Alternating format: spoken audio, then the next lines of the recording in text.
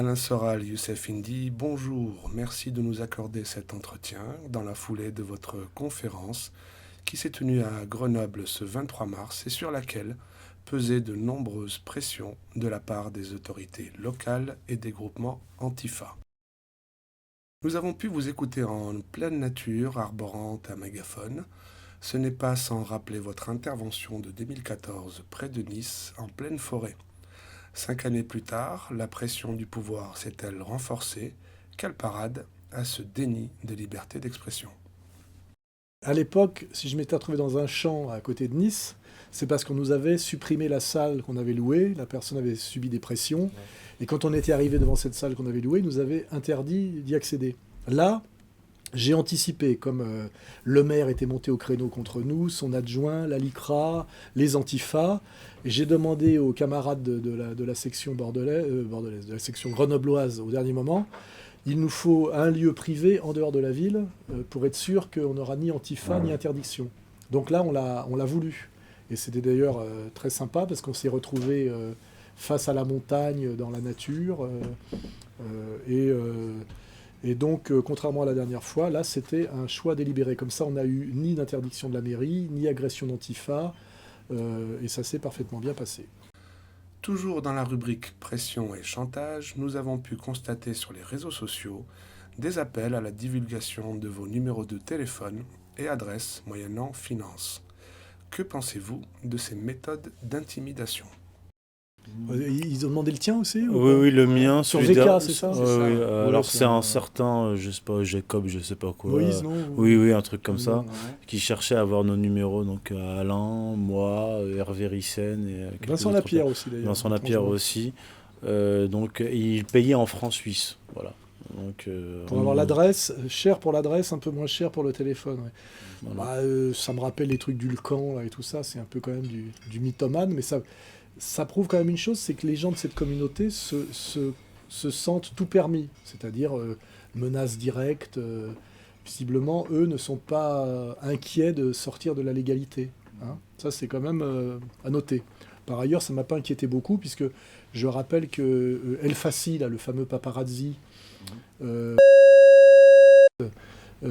qui est à l'origine d'ailleurs de l'affaire Ramadan et qui était pour moi à l'origine de l'affaire Binti, a à plusieurs reprises balancé une adresse qui était la mienne à une époque, en demandant à ce qu'on m'agresse physiquement, et que malgré son appel réitéré, jamais personne n'est venu. Hein. Donc, je suis pas très inquiet, quoi. Qu'en est-il de ces menaces vous concernant, Youssef? Égalité et réconciliation étant un des seuls médias politiques à vous relayer régulièrement, subissez-vous des pressions particulières? Alors, Difficulté. les premières difficultés ont débuté en 2016 lorsque j'avais été invité par l'Institut Mandela à participer à un colloque sur l'Afrique du Nord et la Libye. C'est un colloque prévu à la mairie du 7e arrondissement. Et il y a un lobby pro-israélien qui s'est manifesté et qui a menacé le président de cet institut Mandela. Il s'est immédiatement couché, donc il m'a désinvité. Par la suite, en fait, j'ai eu droit à la carotte et au bâton, c'est-à-dire que j'ai été approché de façon aimable par des gens de la communauté juive, mais à un certain niveau, me faisant des concessions, disant que mon travail était très intéressant, mais qu'il fallait que je mette de l'eau dans mon vin. Et parallèlement à ça, j'ai eu des menaces, des insultes, etc., pour essayer de me ramener dans le rang. Alors moi, j'ai pas de stratégie particulière, c'est-à-dire que ceux qui viennent dialoguer avec moi, j'accepte, mais à partir du moment où on est d'accord sur les termes, c'est-à-dire que lorsque j'ai un religieux juif qui m'approche ou un membre du CRIF, je leur dis, si vous voulez qu'on me débatte, il n'y a pas de problème, mais partez de mes écrits, et à partir de là, on peut discuter, même publiquement. Je ne vais pas au-delà, c'est-à-dire que je refuse toute rencontre, toute discussion, etc. Et pour ce qui est des menaces et des insultes, je n'y prête pas attention et je continue à faire mon travail. Il ne faut pas non plus que la peur devienne, comment dire, un frein. Donc je crois en Dieu, je crois au destin. Le destin doit s'accomplir quoi qu'il arrive, donc j'ai pas de crainte particulière à ce niveau-là. Concernant Égalité et Réconciliation, au début, quand je suis arrivé avec mon premier livre, j'avais été relayé par Mediapresse Info, donc Civitas, la télévision iranienne, donc des musulmans chiites. Enfin, en fait, que des organisations, des tendances qui n'ont rien à voir avec mon milieu d'origine. Moi, je suis marocain de tradition sunnite. Et ce qui est marrant, c'est que tous ceux qui se réclament les organisations médias maghrébins ou sunnites m'ont tous fui comme la peste. Et tous ceux qui m'ont donné la parole et qui ont relayé mon travail, y compris Égalité et Réconciliation, à partir de 2016, donc très vite après la sortie de mon premier livre, sont des gens avec qui j'ai a priori pas grand-chose à voir sur le plan idéologique. Alain est marxiste, je ne le suis pas. Civitas, ils sont catholiques, je ne le suis pas. Les Iraniens sont chiites, je ne le suis pas. Et j'ai trouvé chez eux des relais, un soutien constant jusque-là. Donc des fois j'ai des discussions avec des gens qui me disent « Ah mais pourquoi tu travailles avec un tel et un tel ?» Je dis « Je travaille avec les gens qui ont le courage de relayer mon travail et qui me soutiennent, donc qui sont constants sur la durée. » Donc je suis là depuis environ 4 ans et ça se passe bien avec les gens avec qui je travaille, les organisations avec qui je travaille. Il faut savoir que même si mes livres ne sont pas édités chez Contre-Culture, Égalité et Réconciliation est certainement la seule organisation politique en France à me relayer et à m'inviter à des conférences. Donc quand on a besoin de moi, je suis là, et quand moi j'ai besoin d'eux, ils sont là, tout simplement. Une question plus frivole en ce samedi d'acte 19 des Gilets jaunes. Macron au ski, Castaner en boîte de nuit. Un commentaire ? C'est pour toi ça. Là, je me suis posé la question. Tous les médias ont fait remarquer que c'était une maladresse de la part de Macron d'être au ski pendant qu'il y avait ce samedi assez violent là, du 16 mars, là, c'était ça. En fait, la question qu'on peut se poser, c'est est-ce que quand on commence à perdre le pouvoir, c'est quand on est coupé de l'information ou quand les gens qui devraient vous informer vous mentent. Et je pense que si ça se trouve, les forces de police qui peut-être contrôlent de moins en moins et d'autres officines ont dû lui dire d'après nos informations c'est calme puisque c'était un peu en baisse de régime, vous pouvez y aller tranquille, il ne se passera rien.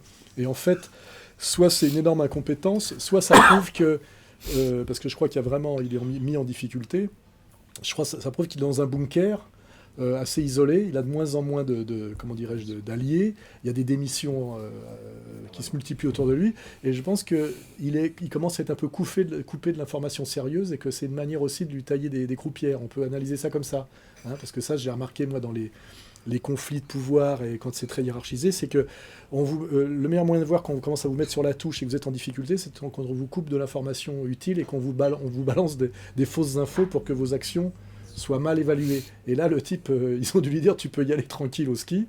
Et du coup, il est vraiment passé pour... ça a encore aggravé sa position. Alors je crois que ça vient pas de lui, moi, ça. Je crois qu'on lui a dit, tu peux y aller tranquille. Et ceux qui lui ont dit ça, soit sont très incompétents. Je pense pas que les forces de police en France deviennent incompétentes au niveau du renseignement. Mais je crois que c'est une manière encore de le déstabiliser, quoi. Plus sérieusement, Youssef, vous revenez à peine d'un voyage en Syrie, où vous avez pu faire le tour du pays en délégation, visitant plusieurs villes dévastées par 8 années de guerre téléguidées par les forces atlanto-sionistes. Quel constat faites-vous ? Alors, on a été invité en Syrie à l'initiative d'Adnan Azam, qui est un militant politique qui a vécu en France un certain nombre d'années, qui est retourné en Syrie en 2011, au début de la guerre, et il nous a invités donc, dans le cadre d'un mouvement qui voulait initier le mouvement pour la souveraineté des peuples, et pour rencontrer les autorités syriennes. Et ce qui nous a été proposé initialement, c'était d'aller là-bas, de rencontrer la société civile, les dirigeants politiques, et avoir un dialogue avec eux sur le plan politique et géopolitique, que chacun d'entre nous puisse faire part de ses analyses dans son domaine de compétences. Donc on était avec Lucien Cerise, Arnaud Develet, Jean-Michel Vernochet, Emmanuel Leroy, Daria Dugin d'ailleurs, Yuri Rochka aussi. Et donc on a eu l'occasion de rencontrer les dirigeants, gouverneurs de certaines villes, les dirigeants du parti Baas. Et effectivement, à la fin du séjour, on a été reçus par le président dans sa résidence. Alors, comme avec les autres dirigeants politiques syriens, Il nous a demandé notre avis sur la situation. Alors moi tout simplement, mon propos là-bas en Syrie et mes échanges avec les dirigeants syriens, j'ai résumé ça dans un texte publié sur mon site, donc synthèse de mes interventions en Syrie, qui a été relayée d'ailleurs par Égalité et Réconciliation, le Séqueur francophone et autres. Donc j'invite les spectateurs à aller lire cette intervention. Donc j'ai présenté en fait mes dernières analyses politiques et géopolitiques et les répercussions de la victoire des Syriens, des Iraniens et des Russes en Occident. Ce que je leur ai expliqué en gros, c'est que eux ils mènent un combat matériel militaire. Ils ont gagné une première manche importante, mais nous ici, nous menons un combat d'ordre idéologique, je dirais même spirituel. C'est un combat de l'esprit que nous menons ici, et il faudrait qu'on arrive à se coordonner, parce que gagner une guerre, un combat sur le plan matériel n'est pas suffisant. Nos adversaires, eux, gagnent d'abord les combats idéologiques avant les combats matériels. Merci. Je précise que j'étais invité aussi, mais que j'ai pas pu m'y rendre. Mais j'avais été invité à me rendre en Syrie. Comme j'y suis déjà allé 2 fois et que j'ai des choses urgentes à gérer avec ER en France en ce moment, j'ai renoncé à y aller. Mais je le regrette. Revenons sur votre best-seller « Comprendre l'Empire », cher Alain, et notamment à son sous-titre. Sommes-nous au stade de la gouvernance mondiale par la révolte des nations, à la lumière des soulèvements en France et de la crise financière à venir, annoncée par Jacques Attali le 11 mars dernier dans une interview accordée à l'Écho, un site économique belge. L'euro est de plus en plus cramé et que peut-être qu'ils veulent remplacer l'euro par quelque chose... parce que pour éviter qu'on retombe aux échelles nationales, faire un bond de plus vers le mondialisme, oui. De toute façon, tous les projets qui amènent de l'oligarchie vont toujours dans cette direction-là. Je crois que ce qu'on a pu constater, même avec les déclarations d'Attali, c'est que c'est un peu comme pour l'histoire de la fin des temps avec Huntington quand l'URSS était tombée, c'est que les mondialistes ont cru que la question nationale était à peu près réglée et qu'ils allaient pouvoir passer à l'étape suivante. Et puis se sont pris dans la gueule l'élection de Trump, qui n'était pas prévue, qui est aussi un sursaut national, même si c'est à l'intérieur même de l'Empire. Et puis ils se sont pris l'Italie, et puis déjà en Europe centrale, il y avait la Hongrie, et puis ils se sont pris Erdogan dans un autre genre, parce qu'il a failli être putsché et ça a raté. Et puis il y a les Gilets jaunes en France, donc on voit bien que là, ils sont obligés de réviser un peu leur stratégie à la baisse, puisque Attali a bien dit que le nationalisme était incontournable finalement, et que ce n'était plus seulement... à considérer comme des hôtels, mais que par contre, ce qu'il fallait maintenant, c'est travailler un nationalisme sans nationaliste, c'est-à-dire de prendre les places, comme toujours. Alors peut-être que là, comme ils voient que l'euro est très mal en point et qu'il y a de plus en plus de gens qui veulent sortir de l'euro, notamment les Italiens, qui sont très, très actifs là-dessus, peut-être que c'est le bon moment de lancer, pour repartir de l'avant, un projet finalement qui serait encore au-dessus de l'euro, mais en prétendant aussi accompagner la sortie de l'euro pour éviter qu'on retombe effectivement de l'euro à une monnaie nationale. Oui, c'est sans doute une stratégie de défense de l'Empire, sans doute. Dans votre dernier ouvrage, Du Brexit aux Gilets jaunes, aux éditions Sigest, cher Youssef, vous traitez de la notion de souveraineté du peuple comme étant une chimère. Pourriez-vous nous développer cette affirmation ? Alors, c'est une question que j'ai commencé à traiter en 2016 dans mon livre Les mythes fondateurs du choc des civilisations, puis aussi dans un article qui est dans mon dernier ouvrage Du Brexit aux Gilets jaunes. En fait, je retrace la généalogie de la souveraineté telle qu'elle a été conceptualisée à l'époque moderne. Et j'expliquais que la souveraineté telle qu'elle a été théorisée par Baudin puis Hobbes n'a rien à voir avec la souveraineté telle qu'on l'a vue théorisée par les révolutionnaires, d'ailleurs, dès 1789, à savoir que la souveraineté appartiendrait à la nation et au peuple. Ce qui s'est passé, je ne vais pas revenir dans le détail, mais le concept moderne de souveraineté ne renvoie pas à la souveraineté du peuple. En fait, c'était un moyen pour Jean Baudin, après la guerre de religion entre catholiques et protestants, d'augmenter le pouvoir du roi Jean III, si ma mémoire est bonne, ou Henri III, pardon, Henri III, car il était affaibli et la monarchie était aussi affaiblie et était en voie de disparition, si je puis m'exprimer ainsi. Donc qu'est-ce qu'il a fait? C'est qu'il a transféré la souveraineté qui appartient traditionnellement à Dieu, la souveraineté appartient à Dieu. Le roi n'est pas le souverain, il est le dépositaire de cette souveraineté. Il a transféré donc cette souveraineté à l'État, en assimilant le roi à l'État. Ce qui a donné la fameuse formule apocryphe par la suite de Louis XIV, disant « l'État c'est moi ». Et ce que vont faire les révolutionnaires français, c'est qu'ils vont aggraver ce transfert de souveraineté, cette boîte de Pandore ouverte par Jean Bottin, en affirmant que c'est la nation qui est souveraine. Or, c'est une sorte de tour de passe-passe, puisque dès l'instauration de la République française, et là on l'a vu avec la Troisième République, qui est véritablement la mise en place de la République telle que les républicains et les révolutionnaires l'ont voulu pendant un siècle, on a vu l'émergence d'une oligarchie appartenant à des réseaux maçonniques, d'autres qui étaient plutôt protestants. Les protestants étaient très présents dans la Troisième République, et de la communauté juive, concentrée entre leurs mains le pouvoir.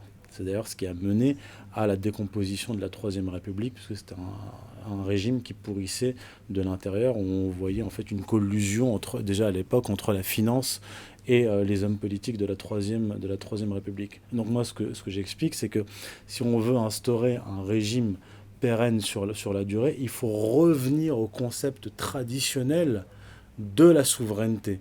Il ne faut plus mentir et nous expliquer que les lois doivent venir du bas. Comme l'expliquait René Guénon, on ne peut pas être gouvernant et gouverné et gouvernant en même temps. Il faut que ces lois dont vont découler toutes les autres lois, c'est-à-dire la source ultime du droit, doit coïncider avec la loi divine et la loi naturelle, ce que va appeler par exemple George Orwell la common decency. Donc il faut, si vous voulez avoir un régime pérenne, avoir une société stable sur le plan économique et sur le plan des valeurs, instaurer une constitution qui a pour source ultime des valeurs universelles auxquelles on peut tous se rattacher, et non pas des lois qui émaneraient du peuple. Et lorsqu'on voit qu'on consulte le peuple, quand on dit qu'on va consulter le peuple, il y a là un piège, parce que dans un système démocratique libéral, ce sont toujours les réseaux, les puissances d'argent qui arrivent d'une manière ou d'une autre à imposer une idée au peuple dont vont découler tout un système juridique, etc. Donc il faut instaurer un système de valeurs universelles auxquelles on peut tous se reconnaître et qui vient d'en haut, qu'on le veuille ou pas. Donc si on est athée, on peut accepter l'idée d'une loi naturelle. La loi naturelle coïncide avec la loi divine et vice-versa. Donc je renvoie les lecteurs à mes écrits à ce niveau-là. Vous développiez, cher Alain, lors de cette conférence de Grenoble, le concept de gilet jaune canal historique. Pourriez-vous nous en dire quelques mots ? Oui, ça c'est un peu une démarche, je dirais, néo-maurassienne, c'est-à-dire que dialectiquement, j'en suis arrivé à conclure, quand on voit le pourrissement actuel que subissent les Gilets jaunes, avec la transformation de mouvements d'adultes travailleurs sur des ronds-points en dehors des villes qui avaient des difficultés économiques et de revendications précises, à quelque chose qui se réduit à une bagarre tous les samedis entre jeunes désœuvrés et forces de police dans les centres-villes, avec une forte connotation d'extrême gauche, dont la fonction est de casser du mobilier urbain et de gêner les petits commerces, et de rendre finalement impossible l'union sacrée révolutionnaire, qui serait l'union des prolétaires, des classes moyennes et des flics. Alors que là, on voit bien que les prolétaires n'y sont pas, ils sont remplacés par des jeunes. Pour ce qui est de la classe moyenne, les commerçants des centres-villes commencent à être agacés parce qu'on casse leur commerce et on empêche le commerce. Quant à l'union sacrée avec la police, on voit que le phénomène gilet jaune urbain du samedi s'est transformé en sport ultra-violent entre flics et manifestants. C'était ça mon analyse, et à un moment donné, je me suis dit, si on peut pouvoir régénérer le mouvement, il faut carrément trouver, d'ailleurs ça rejoint ce que tu dis, comme une bannière sous laquelle on peut tous se ranger, et par déduction, un peu comme Maurras déduit de sa critique du mensonge républicain le retour à la monarchie, sans que ce soit une position réactionnaire, c'est une forme de progressisme d'une certaine manière, et que sans être croyant, il en déduit aussi pour lutter contre la décomposition de la France, notamment d'ailleurs par les réseaux maçonniques, ce qu'il appelle les 4 États confédérés, qu'il faut revenir à une religion d'État qui sera le catholicisme. Ce dont j'ai parlé aujourd'hui en disant que si on ne voulait pas avoir de problème d'islam en France aujourd'hui, paradoxalement, il faudrait sortir du mensonge de la laïcité qui met à égalité une religion dominante et historique majoritaire avec une religion invitée et récente, et c'est cette confusion qui crée tous les conflits, et que s'il y avait en France à nouveau une religion officielle qui serait le catholicisme, elle pourrait accueillir généreusement une religion minoritaire qui s'appelle l'islam. Voilà. Et dans cette réflexion que je prolonge, il nous apparaît aujourd'hui que la bannière derrière laquelle on pourrait à nouveau tous marcher en tant que gilets jaunes, enfin en tant que peuple en colère et en voie d'insoumission, et ben finalement c'est le Christ. Parce que le Christ m'apparaît, et c'est une discussion que j'ai eue aussi avec Dieudonné, comme le premier gilet jaune, c'est-à-dire quelqu'un qui se bat sur des valeurs qui sont, on va dire, transcourants, universelles, de partage, de générosité, d'égalité, et que plutôt que de chercher l'égalité dans la République universelle franc-maçonne, aller remonter vraiment à l'origine et aller cette réconciliation nationale par le Christ. Parce que la France est la fille aînée de l'Église, parce que Todd a bien fait remarquer que la générosité des Français qui ressurgit, notamment au moment du Charlie, était ce qu'il appelle le catholicisme zombie, c'est-à-dire que les Français ont été privés du Christ et finalement font ressurgir leur amour du Christ sans s'en rendre compte par des voies détournées, notamment l'égalitarisme laïco-républicain, et qu'en fait, le plus sain, le plus unificateur et le plus subversif serait de revenir au Christ gilet jaune. Et comme ça permet de rappeler que le Christ, effectivement, a fait cette proposition d'amour et de générosité pour s'opposer à une religion dont il était issu, qui était violemment tribale et inégalitaire, et qu'il a été mis à mort par cette oligarchie, qui d'ailleurs, pour le mettre à mort, s'est servi d'un tiers qui était à l'époque l'Empire romain. Et je dis finalement, il faut surfer la vague et il faut être comme les judokas, il faut aller jusqu'au bout, au lieu d'éviter, comme Étienne Chouard en disant « mais non, je ne suis absolument pas », d'ailleurs il dit ni homophobe, ni misogyne, ni antisémite, c'est de dire allons jusqu'au bout, approfondissons la question. Tout ça, ce sont des mensonges et des leurres, et effectivement, si on veut aller jusqu'au bout, effectivement, l'esprit gilet jaune fondamental qu'on a vu émerger sur les ronds-points et qui s'oppose à cette dérive violemment inégalitaire et judéo-protestante et thatchérienne de cette évolution catastrophique de la politique et de la gestion française. Remontons à l'origine, allons jusqu'au bout et marchons finalement derrière le Christ. Évitons les médiations. Ça évite aussi les pièges de nous parler de nazisme, de nous parler de je sais pas trop quoi. Oui, c'est le Christ, voilà. Et moi, j'attends que Elisabeth Lévy, qui m'a encore apostrophé aujourd'hui, nous dise bien, vous marchez derrière le premier antisémite. Et comme ça, on comprendra mieux, en fait, ce que ces gens-là veulent dire par antisémite. Ça veut dire, antisémite, aujourd'hui, ça veut dire insoumis à leur volonté et à leur travail de domination selon des critères profondément raciaux et profondément contraires aux valeurs qui leur ont permis, je rappelle, de sortir du ghetto. Parce que c'est ça, comment dirais-je, l'immoralité totale, c'est que c'est l'égalité citoyenne, républicaine et laïque qui a permis l'émancipation des Juifs. On est arrivé à un tel point d'obscénité aujourd'hui que je pense que ça ne sert plus à rien de finasser ou de faire de la dialectique ou de faire du billard à 3 bandes. Et voilà, c'est de dire, voilà, notre commandant suprême, c'est le Christ. D'ailleurs, Chavez le disait aussi. Et nous allons marcher derrière lui face à cette oligarchie. Et finalement, on revient au combat originel. On revient aux évangiles, on revient à Saint Matthieu. Et nous voulons que ce soit compris. Et puis surtout, je pense que c'est d'une certaine manière le meilleur piège par rapport à l'ennemi. Il faudra qu'ils disent oui. Vous marchez derrière le premier antisémite, notre pire ennemi, celui que nous avons mis à mort parce qu'il représente un énorme danger pour nous, puisqu'il propose la fraternité, l'amour et le partage, alors que nous sommes sur une idée de domination. Et je crois que là, on sera enfin radicalement sur le vrai terrain, dans le vrai combat, selon les vrais termes. Parce que pour l'instant, je dirais, pour employer une phrase un peu vulgaire, on tourne autour du pot. Messieurs, je vous remercie. Merci à vous. Je vous souhaite une bonne fin de soirée. Merci. Et à très bientôt. À bientôt. Au plaisir. Peut-être.